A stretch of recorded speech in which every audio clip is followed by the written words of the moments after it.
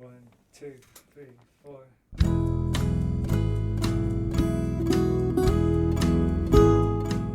Hello, you're listening to the SKYLIT Books podcast series. We are a general interest independent bookstore located in the Los Feliz neighborhood of Los Angeles, California. This year, because of the coronavirus pandemic, we've had to close our store and cancel in-person events. But SKYLIT is your neighborhood bookstore, and we are finding ways to create community even while we're far apart. In the coming weeks, we'll be putting out lots of new audio content to help you discover new books, connect with authors, and check in with your favorite booksellers. To learn more about how you can help keep SKYLIT alive, please visit our website at skylitbooks.com or check out our social media accounts on Twitter and Instagram. You can subscribe to the podcast on Podbean, iTunes, and Spotify. Thank you for listening and enjoy.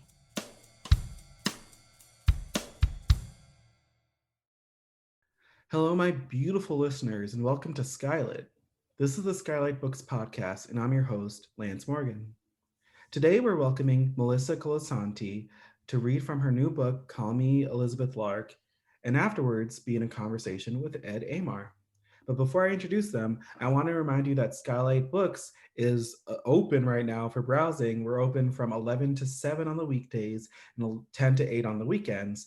We're with mandatory masks and social distancing still in place, so please just respect everyone around you if you come in.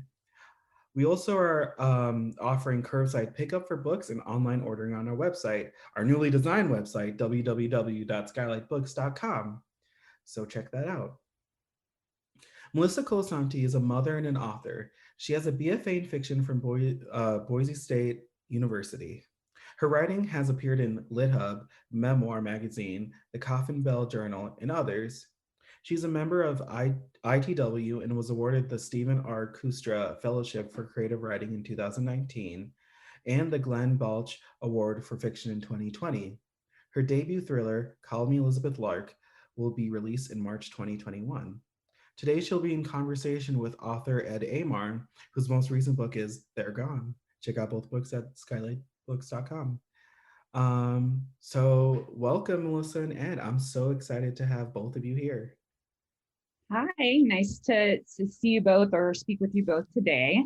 Yeah. How and are also, you? I'm so sorry for all the, if I mispronounced anything in your bio there. No, you didn't. Ed, how are you doing today? I'm doing well, thanks. And you pronounced Ed perfectly. I did? Okay. Yeah. Perfect. Yeah. I mean, there's only two ways, but you got it exactly right. I was terrified too, so I'm glad I got it right. I'm glad that was the one I was scared for.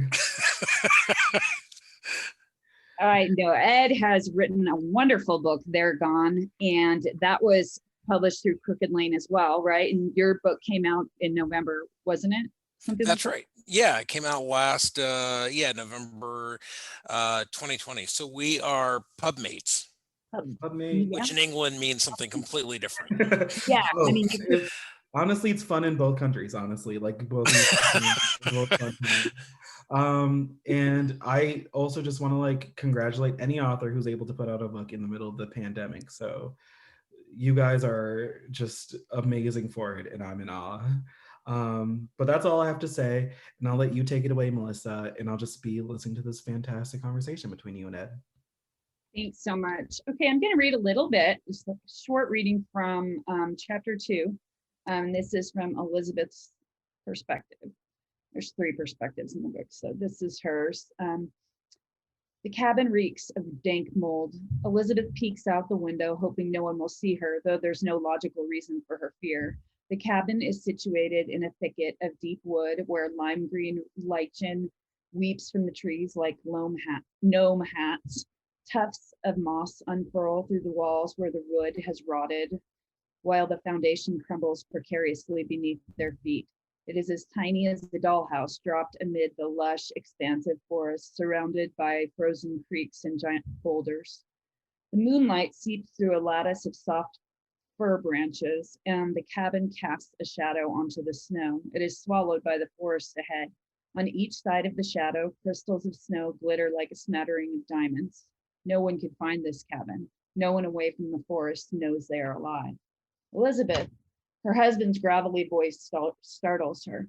She turns back to her son, who snuggles with his blue blanket and stuffed giraffe on the couch, fast asleep. Elizabeth smiles at Theo and clicks off the television. She slides to the boy's level and perches on the balls of her feet, tucking the blanket around his chin. The cold mountain air seeps into the poorly insulated cabin. His hair tumbles over his eyes, but she won't cut it. A memory of Peter shaving her son's luscious ringlets churns inside of her. Elizabeth pushes her fist into her stomach and twirls Theo's stray hair. Are you coming or what? Peter yells. She steels herself for the next few moments. Coming, she speaks just loud enough for him to hear her. This is the last time her voice will be low. She squeezes her hands into tight fists. Honey, my back is aching. Can you bring me a drink and my pills? This is the moment she has waited for. The man doesn't pay the heating bill while he's out of town, and now he wants to be taken care of. Elizabeth can arrange this. She swings the hollow cord door softly, taking care not to let it bang against the wall. He lays in bed, quiet and vulnerable, covered with the only heavy comforter in the house. The curtains are drawn tight. I'll have your drink and pills in a second. You want food? No, just the pills. Please, honey. She hates the words so thick and sweet off his tongue. She shudders, remembering the tang of his hot breath against her neck. I'm sorry about yesterday, he groans in pain. I can't believe how slippery that ice is. It's like someone dumped water all over the porch. Her lips curl into a smile. She pours 3 fingers of Jack Daniels into a tumbler. Funny they can afford this and his Vicodin when she and Theo haven't been to a doctor, not ever.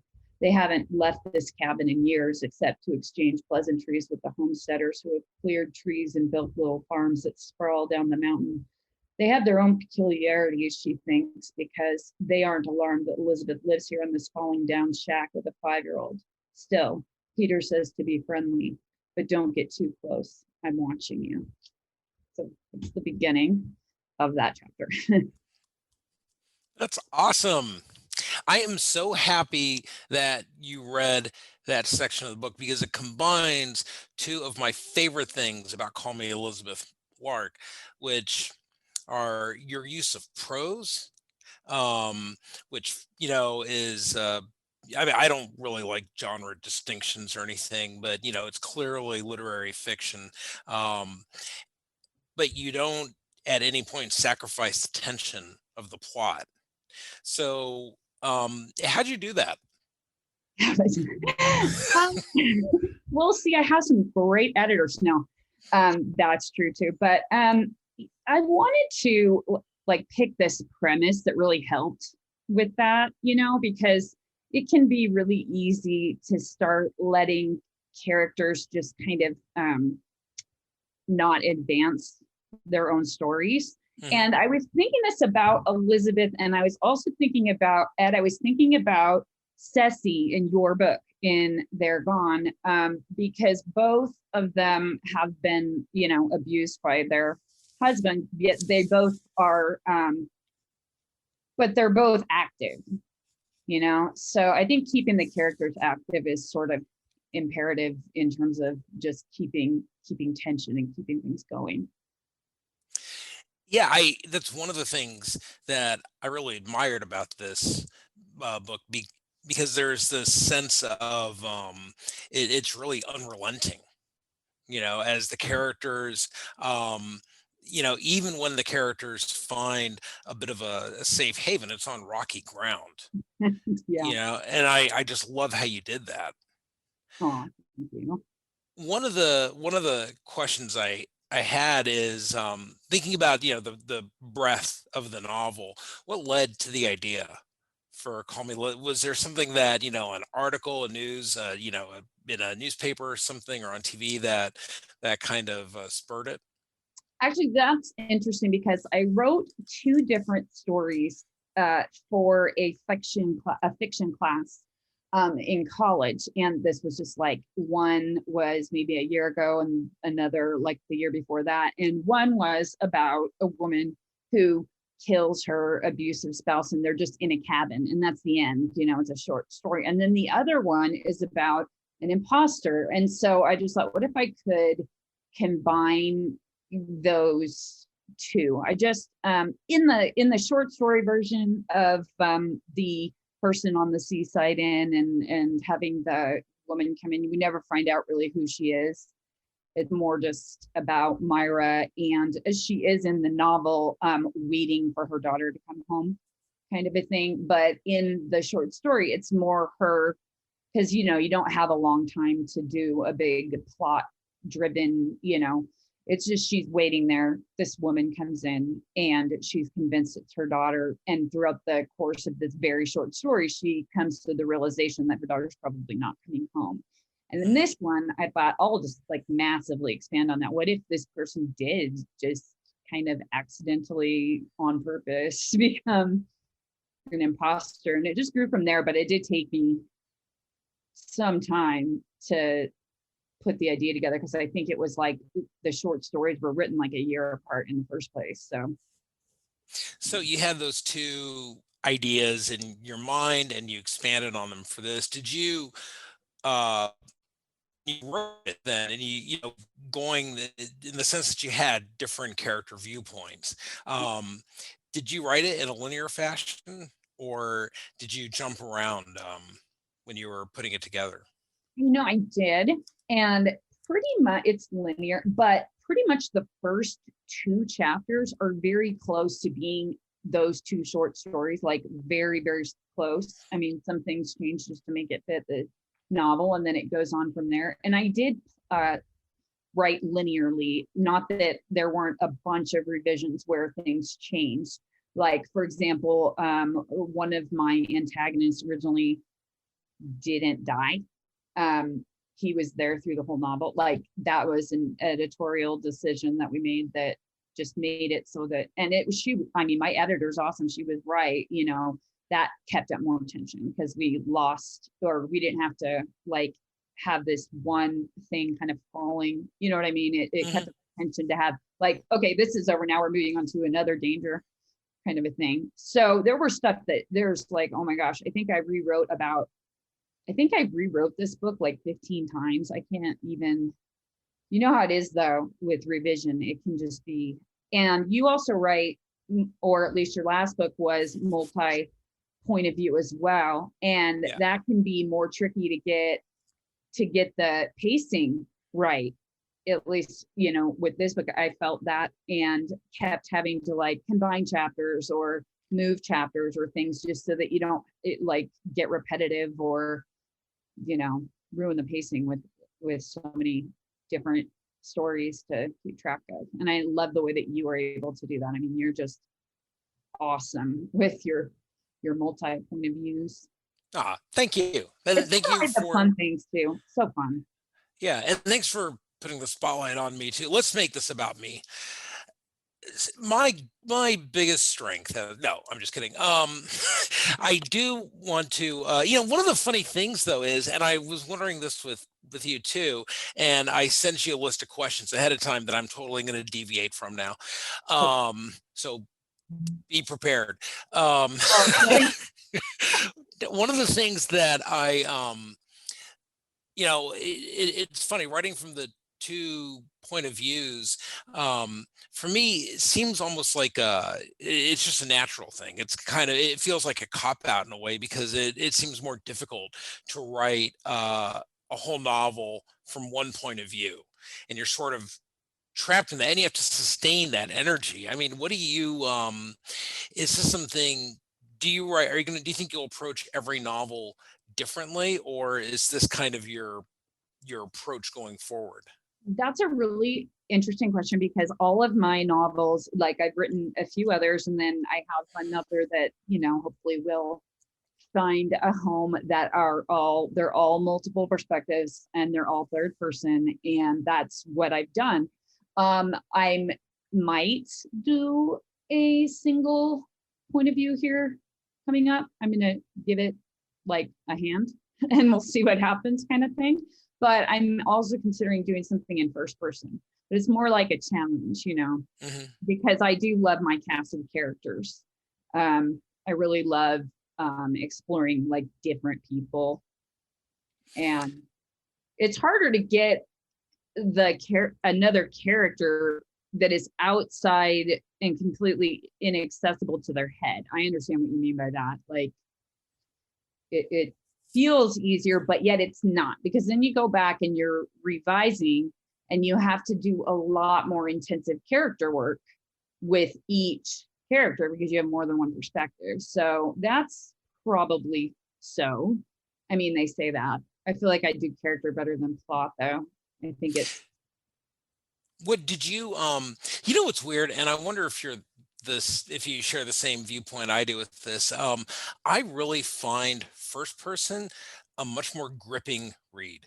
Like if I pick up a book in first person, it just feels that there's an urgency I mean, there. you know what? I like both, but I do notice that a lot of this specific genre does a lot of first person. If you go read a lot of literary fiction, I think you find a lot of third person, and I think it works really well, especially if you have a really strong or almost intense character, because it gives you just a little backup, for that third person. But I am excited to try first person because I've just read so many that worked so well. And I'm going to try this whole, let's get a whole book in one perspective thing, just because it's like a challenge, It is. Yeah. Yeah. Are you, so with, you mentioned, other books that you have, and that this book came from a pair of short stories. Are any of the characters going to recur? I don't think so. I feel like this was a one and done kind of thing. Originally, there was a character, a very briefly, a brief cameo from one of my last book, which was published by a small press. And then she got cut because we didn't have enough of her, I guess. But I mean, I think this one's just kind of, it's done, Yeah. Yeah. I mean, they went through a lot. They need a break. They do. I feel like, where would they be? I mean, there is one possibility that I had considered, is that if I ever did another novel and set it in this town, there's a potential that the policewoman could come back in, and potentially somebody could have a cameo just if it was set there, because I have all these small town settings, and it would be so convenient for me to set another novel in this town because I know it so well in terms of setting. But I haven't done that yet or thought of any. I mean, that was just like, that's a brief like kernel in my mind for the future maybe, but I can't. This particular book feels like it's just done, Yeah. Yeah. What about, yeah, I love the title. Was that your original title? It was. And I know That's amazing, because Crooked Lane always changes titles. They usually do, I hear. And I didn't know that really, but they didn't change it. No, it's, it took a long time to come up with it. I probably would have been so annoyed if they'd changed it. So now that I'm writing, like the next thing I'm writing, I'm like not titling it. I'm not going to spend the time to do it. It's going to be like something really basic that they can, unless something comes to me that's really exciting, I'm just going to be really basic, because I understand like 90% of titles are changed or something like that. What about you? Is yours the original, or they're gone anyway? No, I had an awesome title. It was the whole concept of the book came to me because a friend of mine, a historical fiction writer, Susanna Calkins, was telling me about some research she was doing about Al Capone, Chicago. And after the was it the Valentine's Day Massacre? The newspaper termed the widows of all those men that had been killed on that day the bullet widows. And I thought, that is so cool. And I told her, like, can I use that? And she was like, yeah, I didn't make it up. Sure. So that was the title. And then they were like, we're not really feeling it. What about, so I came up with They're Gone, and they like that. And it seems a little more, I don't want to say commercial, but maybe that is the right term. Like, there's a lot of gone books out there. Yeah, and I think that they actually do this on purpose. Like, I don't think it has anything to do, when they change the name of a title, I don't think it has anything to do with like, oh, this isn't a good title. I think it's just, there's a marketing thing on it that we don't quite know what they're like doing exactly, but it's like, this is where we're going to shelve this book. And I think it probably, there's so much that goes into that whole thought process that I would be, I mean, if they wanted to change the title, I'd be like, whatever, you know, I mean, they're editors, they're like all smart in that way. Yeah, that's something I've been thinking about a lot, and yeah, that's a good segue to this question. You know, as far as like authorial control, you know, you know, writers famously have, you know, opinions on everything from cover design to, and it takes to the plot, to characters, to everything, and it takes a bit of understanding to relent on that and think, you know, realize, okay, you know what, I don't have the marketing or publishing knowledge of this. Was there anything in were there any decisions as far, you know, editorially or otherwise, that you had to struggle with?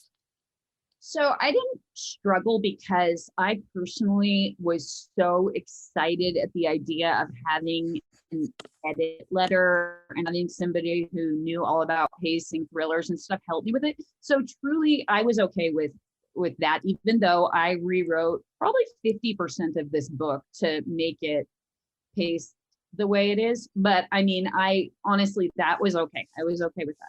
There was like one tiny thing.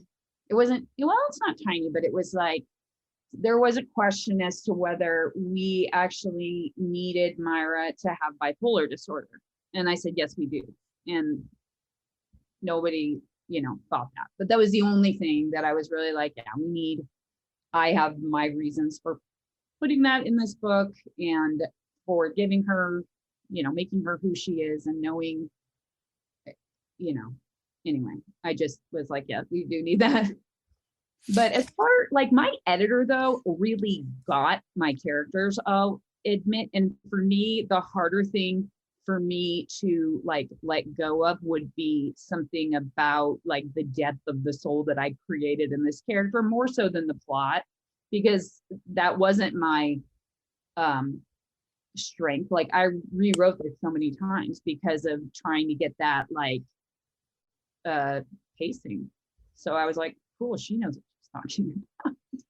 Yeah, what's funny is that I thought, you know, that you second time you said that you didn't consider your plotting a strength, and I thought it was one of the things I was, you know, I really took away from the book Thank was you. it's something That I is kind of want to so, study. yeah, that is actually so, I feel so good to hear that because I've worked harder on that. I think that it just depends on like, I think that it's just more of a challenge to me, I guess. Like some people are very good at sitting down and writing out, you know, outlines and making everything come together right away. Whereas, and I've had to do that with my latest book. I actually had to, because, you know, when you get an agent and things like that, you have to write the dreaded synopsis and Yeah. plan it out from A to Z.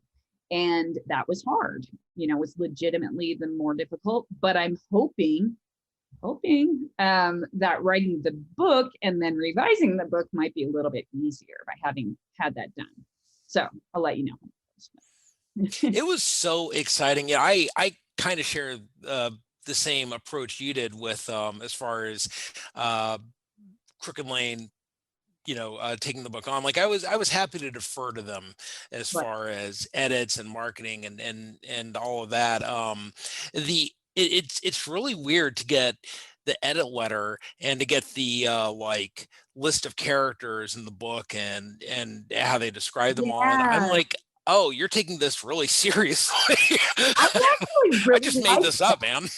I know it was so like, I don't know, there was something really like nice about that. But at the same, and also it's like you get an edit letter, but they're so nice to you as they're making you change everything, you know, Yeah. versus like you get the critique friends over the years and they're just like this, you know, and then they're like, no, we're gonna very nicely cut out 90% of everything and cut it again. But we love how you're gonna do it. You're gonna pull this off.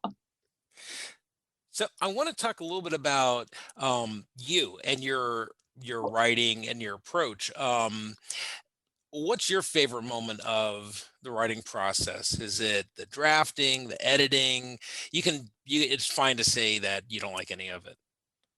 I like when I write the end. No, just kidding. I actually really enjoy drafting now that I'm doing it again, because I realized like going through all the synopsis and doing all the I do enjoy like trying to explore my characters and get to know them and write scenes about them and everything prior to, drafting. But once I got back into this, I felt like I was really burned out for a while because I had written 2 books and then, launching and everything. But then I started drafting again recently, and I just felt kind of pumped, like, oh, cool. I'm like in this woman's head, and that's awesome. And I just remembered right now what I like about writing was, I'd just been so burned out from having to do so much revision and I know that's coming again, and that's part of it, but this is fun. I mean, yeah. What about you?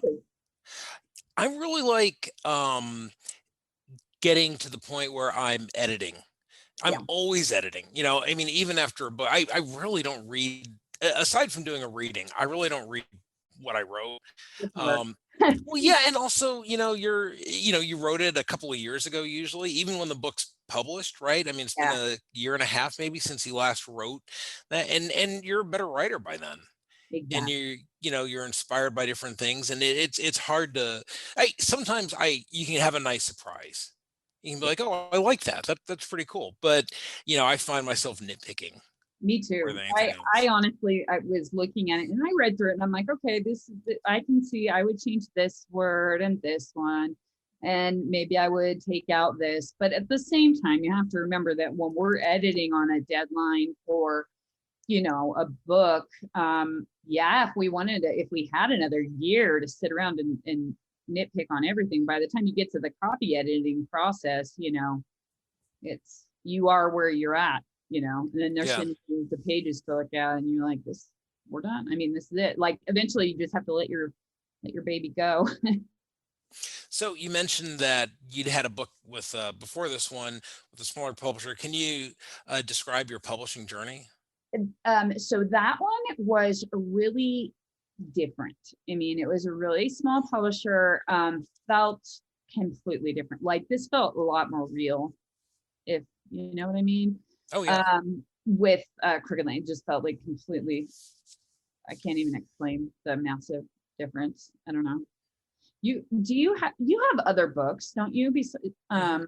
The Unrepentant. I haven't read it yet, but Yeah, The Unrepentant. So I had 2 books with a really tiny publisher, I guess what you'd call like a micro publisher, mm, and those were just sitting there collecting dust. So my agent and I got the rights back to them, oh, and with the idea that maybe someday we'd package them into something else and resell them. But I don't know, because again, I wrote them so long ago that I just hate them now.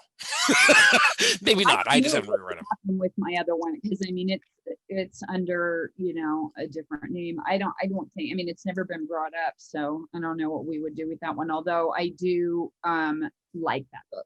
I mean, I can Yeah. honestly say I just knew, like, I still like the characters and stuff in that book. But I don't think it would probably work for me branding wise, because it's not really suspense. It's a family drama for sure. I mean, the other books. So um, Is that something you're going to do? Are you going to stay in this field? Because I've after talking with you, and you've talked about your short fiction and other stuff, I get the sense that you could write a couple of different genres if you wanted. Are you committed to staying in the crime fiction field? I'm not committed to anything. But no, honestly, so I have one that I really hope will, find a home and everything, that is more of a mystery. I just think we should just like maybe call my books more like mystery type, not so much give them that title of thriller and have people want to expect to go in with high octane, because I mean, I'm not saying that there's no plot, but I mean, there is, but I think that, reader expectation for thrillers is super specific. Yeah, I I've gotten agree. some reviews. This isn't quite a thriller. This is a little bit more of a family drama. And it kind of makes me think like, well, maybe I shouldn't try to set myself up in a sense of, well, this is who I am. I mean, I love crime fiction in the sense that I like to put murder on a page like I did, but my style isn't going to really change just because that's what people you don't want to make them expect something that they're not going to get, because family dramas do just fine. They just don't do as well when they're marketed as the wrong thing. Yeah, I've But seen books marketed as thrillers, and they've really suffered as far as reviews, both from trades and from readers, because they're expecting, something different. I mean, a difference between a mystery and a thriller people get, but being yeah, miscast I mean, is tough. I don't think it was excessive with my book. Like, I haven't heard that too much, and the trade, not in the trade, like I've had really good trade reviews for this that didn't say anything about that really. I do think that people might have a certain expectation, and that's totally fine, but not every book can just like fit into a very precise mold. Some people are going to like that. Other people are going to be like, not, I guess it's just like reading is so subjective too. So it's like, well, I don't know how to fit exactly into what box, what is a thriller, what is mystery, what is this. There's like 15 different I don't know, genres within the genre of thriller. Yeah. Have you noticed that there's so many? And It took me a while. I mean, those first two books with that micro publisher, like I liked those books. I liked writing them, but it became, it was a good learning process about publishing and also about expectations, like you said. I mean, you really, I think, I had to really learn how to switch from writing for myself yes, to writing for myself and an audience. I think that I started doing that more recently, but also you have to be careful, because like in your first draft, you don't want to feel like someone's on your shoulder either. So I definitely feel like we get better. And you're right, like when you said that about not having read it in a year or something, and then you've probably written a book or two more, and you're like, wow, I've gotten better, and yet this just came out. It's kind of, what I mean? It's interesting. But I had a couple other practice books that were never going to see, the light of day. So Oh yeah. we all Yeah. do it. Yeah. So I know we're getting close to the end of our conversation time. So I wanted to ask one last question. What's been your best moment in publishing? So my best moment ever, ever, ever was seeing my book on a bookstore shelf right there. That was that. Wait, how? Did you tell me about it? Did you go to the store? Did you see it? Was it a picture someone sent you? I did go to the store after, but the first thing was, okay, so somebody had sent me a picture saying, this is, call me Elizabeth Lark's at my bookstore. Look at this. Isn't this cool? And then I actually called my sister in California, and I said, so is Call Me Elizabeth Lark over there, like at Barnes and Noble or anything? And she called, and it was. And I said, it's a pandemic and not that many people are out, including my sister. And my sister's, I go, can you ask them if they'll snap a picture for you? And she's all, no, I'll just put on a mask and go down there. So Oh, that's awesome. yeah. So yeah. Well, I just had so much fun listening to you two. You guys are just so much fun. And if you can entertain one last question for me, actually, I would love to ask both of you a question that I love to ask authors on the podcast. As you both know, as people who put out a book during this past year, this has been a crazy year. We've dealt with this pandemic and we're still dealing with it. And has there been anything book or like podcast, TV, anything that's like helped you get through, or just been like something that like in the moment you were like, wow, you forgot all of this craziness that's happening? I feel like reading has been really important for me. And also supporting other authors who had books coming out at this time. Like, oh, I'm going to go to your event. I mean, on Zoom, which is great because I couldn't have gone to their event if it was in New York and I'm in Idaho, you know, things like that.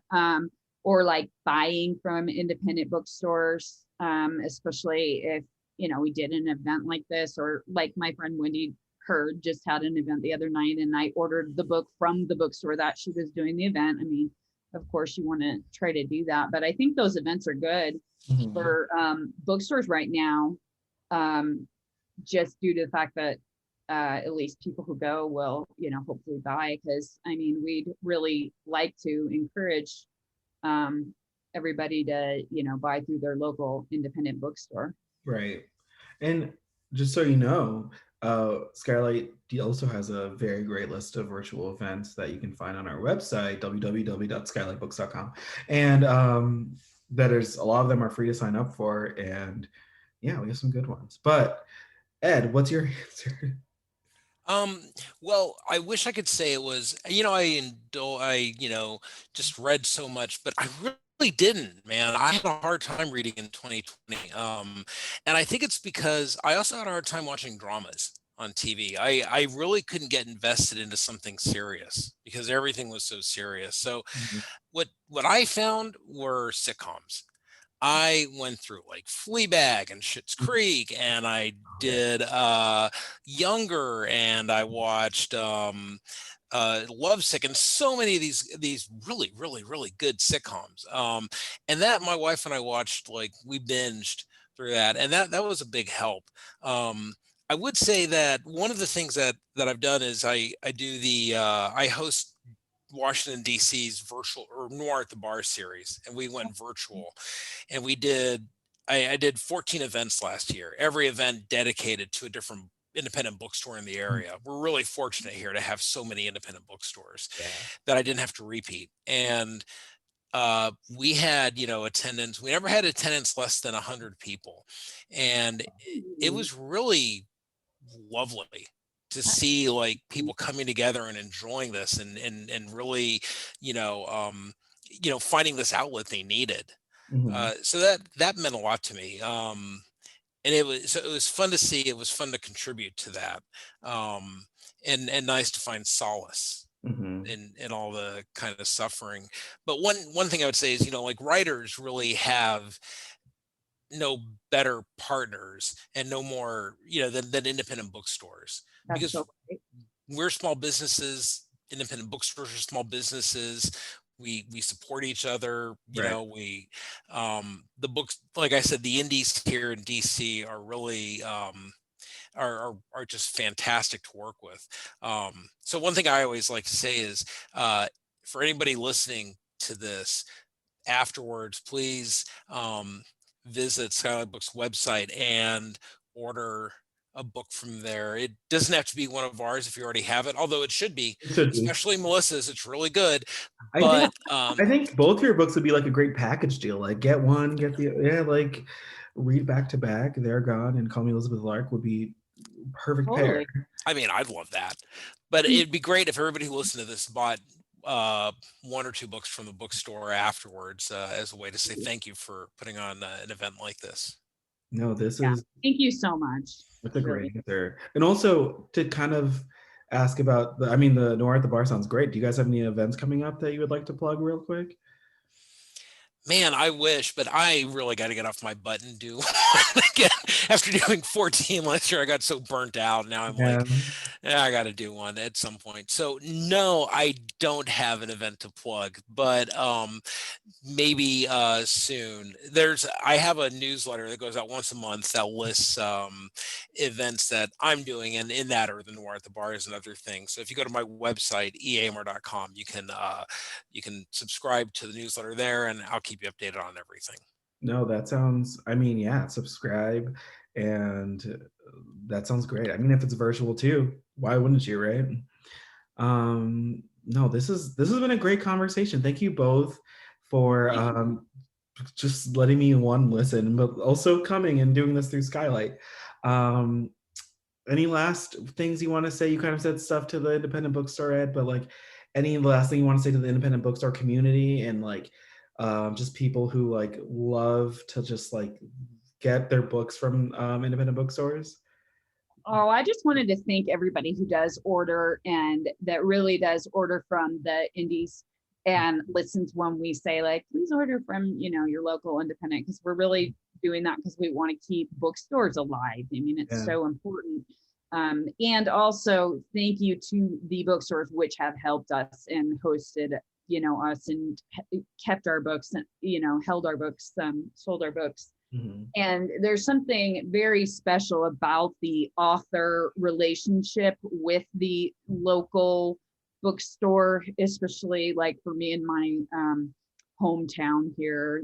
There are authors who live near, an indie store, like they want to support you and things like that. So I think it's great the way that indie bookstores support authors and authors. I mean, we always want to encourage that.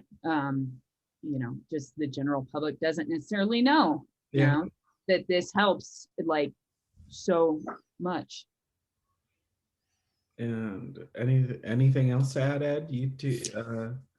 Yeah, I mean, there was a lot of talk at the start of the pandemic, which is roughly a year ago now, or a year and a month ago, that it really hit our shores. There was a lot of talk about, businesses, the casualties we'd have among businesses, and happily, it doesn't seem to have been as dramatic regarding a lot of independent bookstores as we feared. And it could have been. It absolutely could have been. And I think it wasn't, because those stores have fostered so much love and support in the community. And it's really nice to see. And I'm thankful that they're going to continue, because it's like a library in some ways. And wandering through a bookstore, when you're a reader, when you're an aspiring writer, as a published writer, it's just it's the best. And your dog agrees. Yeah, my dog. That was like independent bookstores. That's he said hello and he agrees.